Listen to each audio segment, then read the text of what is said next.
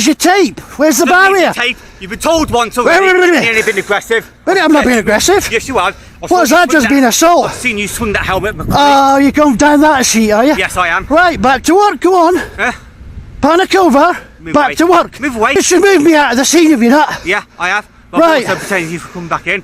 Okay? End of. You want to head away, cross the road. You never asked whether I live there, whether I'm visiting, nothing. You weren't interested. Welcome to UK Audit Network, where we expose misconduct, examine police and legal encounters, defend civil rights, and demand accountability. This episode is brought to you by Meet the Tyrants. Be sure to check the link below, subscribe to his channel, and give him the credit he deserves. In this episode, Auditor Mark is simply walking along a public road near the scene of a car crash when officers approach him with immediate hostility. There's no cordon, no tape, and no lawful restriction in place, yet officers decide Mark shouldn't pass. When he refuses to accept authority that hasn't been lawfully established, the situation escalates rapidly. What follows is a blatant display of unnecessary force and a sergeant scrambling to invent legal justification after the fact. It stands as one of the clearest examples of power being abused simply because someone refused to submit. It's just debris all through there. We just cross over and wander around. So I'll make my way through it. I'm not going to trip. I'm telling you, cross over. What, if you're going to give me directives, you better get a tape over there, aren't Right. you? Okay, cross over. Go on then. Cross over. Get the tape. I'm not getting any tape. Well, I'm not moving until you do. Listen, the colleague said please cross over. Okay, there's debris here, which is a hazard of, say, pedestrians. I'm a grown-ass man. Bollocks to that. Jesus Over, Christ. You grown-ass man. Cross over. Cross over. It's very simple, or I'll make you walk all the way back round. Oh, will you now? Yeah. Really? Yeah. On what grounds? On what grounds? Because I'm telling you to. You don't just moment. dictate to a member of the public. Unfortunately, I do. No, you do not. This is my scene. You're in my scene. Is it a at the crime moment. scene? Yes. Says yes. Now, Where's the cross over tape? for me. You haven't got any tape whatsoever. Cross over for me. Okay? I've been perfectly polite with you. I said, please. What's your cross bank over. account details? My bank account Yeah. details? Oh, they give me bank account Come on, details. give me your bank My account account details. West, mate. Now Give cross me your over. numbers. Come on, I'm asking politely. All right. I'm not asking. I'm telling you, but I'm telling you politely. Cross over for me. Mark is ordered to cross the road. Not due to traffic danger. Not because emergency vehicles are moving through. But purely because an officer decides that's what he wants. When Mark asks where the tape is, he's doing something very specific. He's checking whether the public highway has actually been converted into a restricted area. It hasn't. There's no tape, no cones, no barriers, no signage. Nothing that would normally create a lawful expectation for the public to divert. Instead of explaining a safety rationale or citing traffic control powers, the officer falls back on the phrase, "This is my scene." Scenes are controlled by measures, not moods. On a public road, officers don't gain authority by declaration alone. It's a very simple request. Is it? I've not been in If it's a request, then it can be declined. Right. Not just And having time, now you've however, declined my request, being I'm weird. telling you to. And if you don't, then I'll lock you up for obstruct. It's that simple. Obstruct Yeah. for walking down a public Yeah, road. Exactly. As my colleague said, please can you walk round on that side of the road? Or you're just reading off the same sheet. I thought you were going to be more intelligent. Why would I say you can walk down here when he just tells you to go around there? I don't have to go round there. I could go over there, I could stand there, I could stand over there, I could stand anywhere I want. Of course you can, but you can't walk through here. Of course I can. No, we're telling you no. What? We're telling you you can't. You don't tell a member of the public what they can and can't do on a public road when they've not broken any laws. At the moment. If you want to control this area, tape it off now. Right now. Tell you what, back away now, otherwise you're for public Get your order. hands off. Back away now, otherwise you're for public order. That's what I'm saying now. Public order? How's that? Because How do you want you've been that? with a crime scene, okay, and you've been This aggressive. is not a crime scene. How do you know it's not a crime scene? How Because do you there's know, no how do you tape. know it's not a crime There's scene? no tape. Doesn't have to be tape. We can have uniform officer of the control in the area. There doesn't need to be That's tape. not how it works with a crime scene. Come on. The moment Mark points out the obvious solution, tape it off, an officer suddenly storms into his personal space and threatens arrest for public order, now claiming Mark is interfering with a crime scene. That leap is outrageous. A crime scene isn't created by volume or proximity. It's created by clear, identifiable control measures. The claim that tape isn't required if an officer is controlling an area is simply wrong. Control must be communicated in a way the public can reasonably perceive and comply with. People aren't expected to guess where an invisible boundary begins. If restrictions only exist inside an officer's head, they aren't enforceable, they're discretionary. But making sure you avoid. Stop following me. Come on, get out me scene. Get your hands off. Fight with me, you'll get locked Get up. your hands Walk off. out of my scene. Where's your Walk scene? out of my scene. Get your hands. Walk out, now walk Right, that's assault. on, you'll get locked up. It's very simple, alright? I gave you some simple instructions. You You decided don't not give to me do them. directives. I do. You don't even know where I was going. Where do you think your crime scene is? My colleague's trying- Right, get your hands off of me. Carry on fighting. Again, and you're gonna get nicked. locked up. Alright! You were told to do stuff, so get away! Come back into my scene, you'll be arrested. Where's your scene? Where's your tape? Where's the barrier? Tape. You've been told once already. Wait. You've nearly been aggressive. Wait, I'm not being aggressive. Yes, you have. What has that just been, assault? I've seen you swing that helmet. Oh, you're going down that sheet, are you? Yes, I am. Right, back to work, go on. Eh?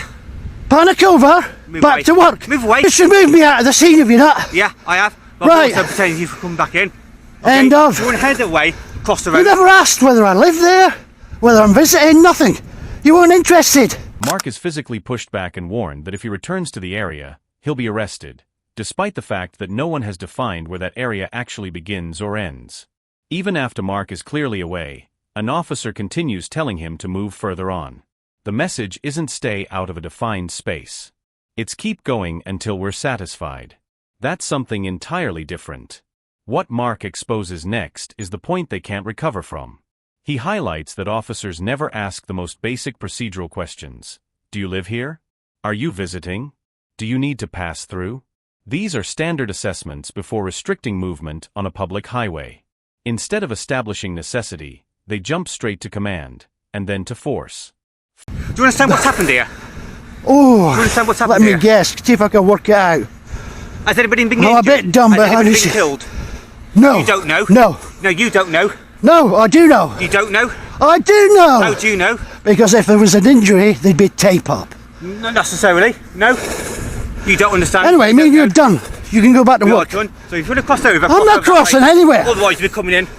Oh, you're really Understand? trying to push the buttons, aren't I'm not you? trying to push the buttons. You are? We've already got unlawful assault. It's not a lawful assault. Is it not? I thought it's already recorded. So is this. Yeah? What are you doing? What do you mean, what am I doing? Yeah? If you want to open your arms up, become aggressive, obviously I will use force to move you back. Understand me? I think you better just go back to work. Are you Understand witnessing me? this? Understand? I understand exactly what you're trying to do, mister. You're a sergeant, act accordingly. Okay, stop. Back to work. Don't stand there trying to poke my buttons. What's your name? What's your name? Mister, back to Hello. work. Hello. Just talk. Mr. Public Servant, back to work. He is working. He's He's trying to escalate it so he can arrest me. At the moment. Get your ass back to work. Listen, don't start swearing. This officer doesn't merely fail to de-escalate. He actively escalates while pretending he's preventing escalation. Mark is laughing the situation off, clearly non-threatening, yet the officer still reaches for a conditional threat. If you open your arms, I'll use force. That isn't managing aggression. It's projecting it. It gets worse when the sergeant arrives. Instead of stepping back and allowing a supervisor to reset the interaction, the same officer remains planted beside Mark, looming while he tries to speak. Hovering beside someone during a conversation with a sergeant isn't about safety. It's about influence. If he, I'm a grown-ass man. If I want to swear at him, I'll swear. He's just assaulted me. if you swear, He's just assaulted me. listen, if you swear, Unnecessarily. listen. Bring your voice down. You're escalating now because you're Because he's getting me angry. I've just been assaulted by the little munchkin. bring your voice down then. Right. No! Right. Okay. So anyhow, If I grab him and start pushing him about, what's going to happen? you're asked not to walk down that side of the road. Okay. You're asked to walk on this side of the road. It And was you refuse. bollocks. I was asked not to because you know who I am. I don't know who you are. Yes, you do. I don't know your name. I've been told that you have a Facebook page. That's what I've been told. No, So do you think that was right? For a man who was doing no wrong, for you, I was harming no one. you gonna let me speak though? You gonna let me speak? No, you answer my question. No. If you want, Was I harming anyone? if you want to answer, yeah. Was I harming anyone? But what didn't you do? What didn't you do? I don't do what I'm told by idiots. Well, maybe you need. All right? Maybe you need to. Right. Anyway. Maybe you need to do your job as a sergeant and put some barrier tape up in future, Right.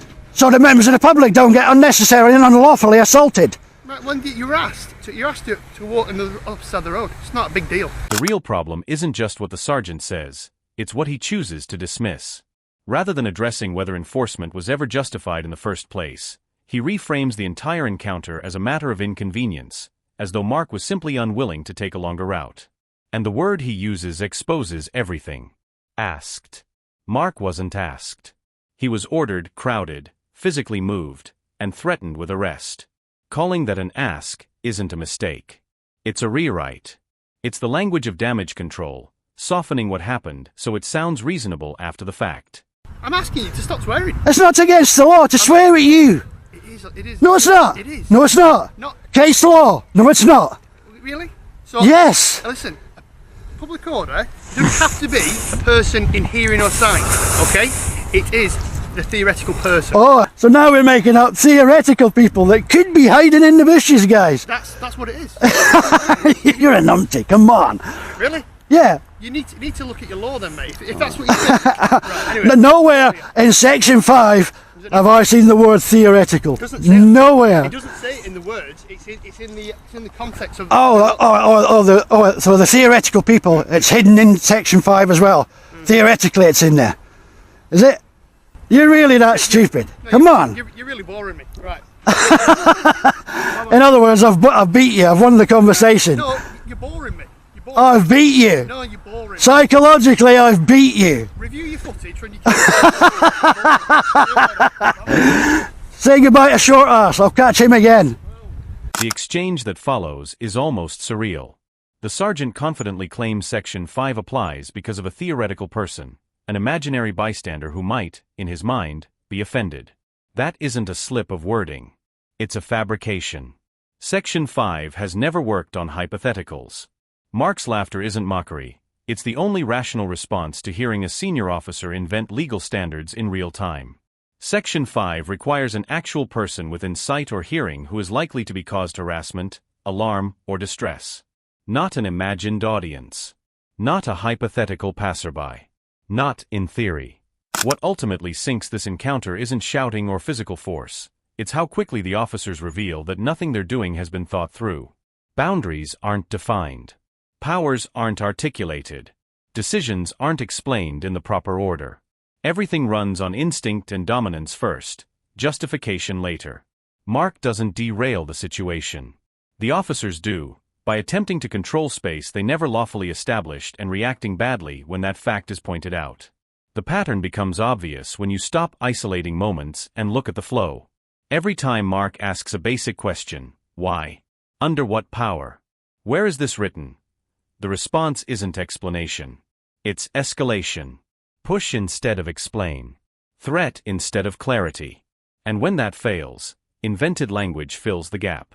The sergeant's final exit is the real conclusion. Fabricating a theoretical victim, being laughed at for it, then walking away under the guise of boredom isn't authority. It's embarrassment dressed up as indifference. A senior officer couldn't defend his own words for more than a sentence, so disengagement became the escape.